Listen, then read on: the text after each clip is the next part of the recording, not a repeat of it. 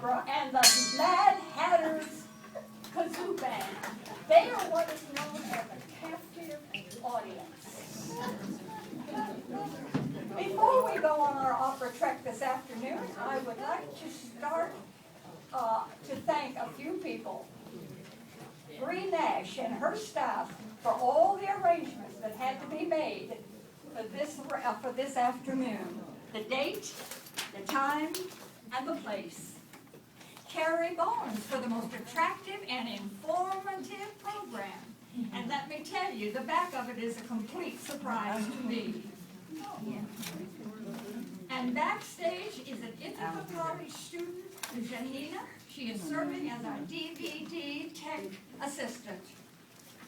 Adam Morass for spearheading this opera movie program with great enthusiasm, which was initiated by Annette Korf and her husband several years ago.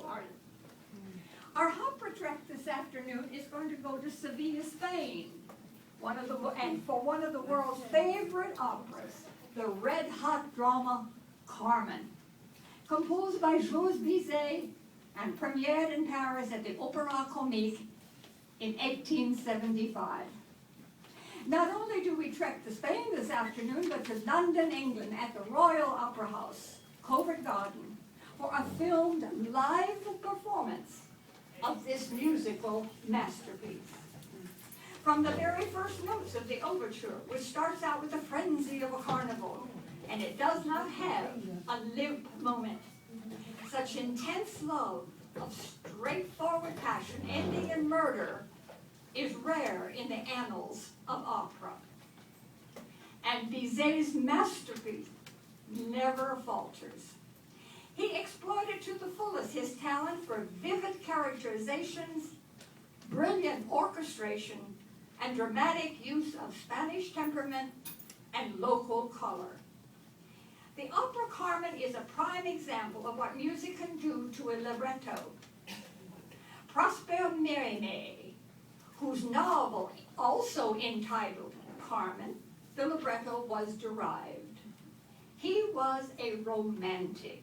He loved exotic subjects, bloody, passionate stories, and Spanish dramas of jealousy, all extremely well written. His novel in itself is a masterpiece. His central narrative focusing on the erotic and ultimately fatal relationship between Carmen and Don José, described intensely in the novel by Don José as he awaited execution for the murder of Carmen on a lonely country road near Cordova after the bullfight. Bizet was fortunate in his librettists, Henri Millet and Ludwig Haleve. They were in their own right brilliant theatrical creators, as with Carmen. Her milieu always had been with smugglers, bandits, and outlaws, whom wildness and audacity are the true conventions. Mind you, she is not a slut, but a come-hither hellion with cunning and courage. None can accuse her of fear or falsehood. She was born free, and she shall remain free.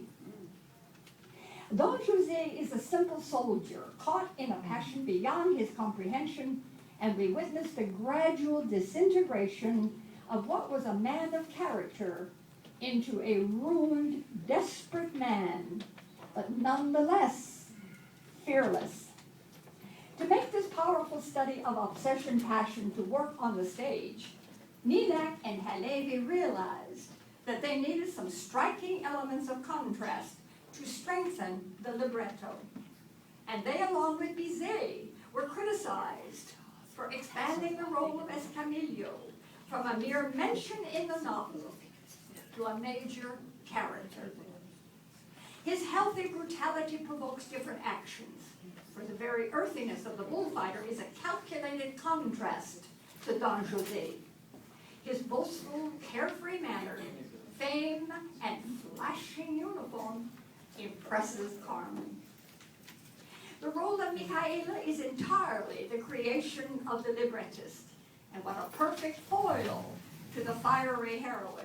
What would be more disturbing to a drama of wild passion than the imaginative interjection of a wide-eyed innocent? And now for a note or two about the composer, who packed a great deal of activity, artistic activity, into less than 37 years.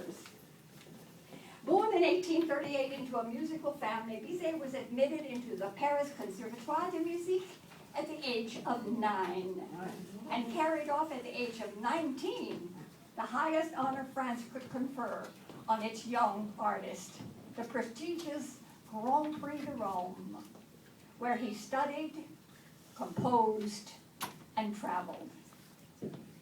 Back in Paris, he was working in a highly competitive environment with a large number of well-known composers. And though Bizet was one of the most talented contestants running this particular race, success always eluded him. He never knew what it was to have an easy life. And the years tell a sad story of health problems and hard work. But Bizet had a master quality, the taste for work. The fiery temperament that led Bizet to challenge the mediocrity of his time is at the root of his first operatic success, The Pearl Fishers, in 1863. He made his name and he staked his claim. Meanwhile, he had started work on another opera, Carmen. Jules Bizet, whose health had always been poor, he died on the 3rd of June in 1875, the day his opera Carmen received his 33rd performance. He was 36 years old. The funeral service was attended by more than 4,000 persons. Charles Gounod gave the eulogy, and the press, which had damned the opera 3 months earlier, proclaimed its master, the composer, a master. Alas, Jules Bizet was one of those composers who has died to live. When the famous Russian composer Tchaikovsky was in Paris in 1876, he attended a performance of Carmen at the L'Opéra Comique, and he wrote, "Carmen is a masterpiece in every sense of the word. Bizet is not only a composer essentially of our time, he is also an artist who feels deeply, a master. I am convinced that Carmen will be the most popular opera in the world," unquote. And he was right. Within a few years, every major opera house in the world had staged it.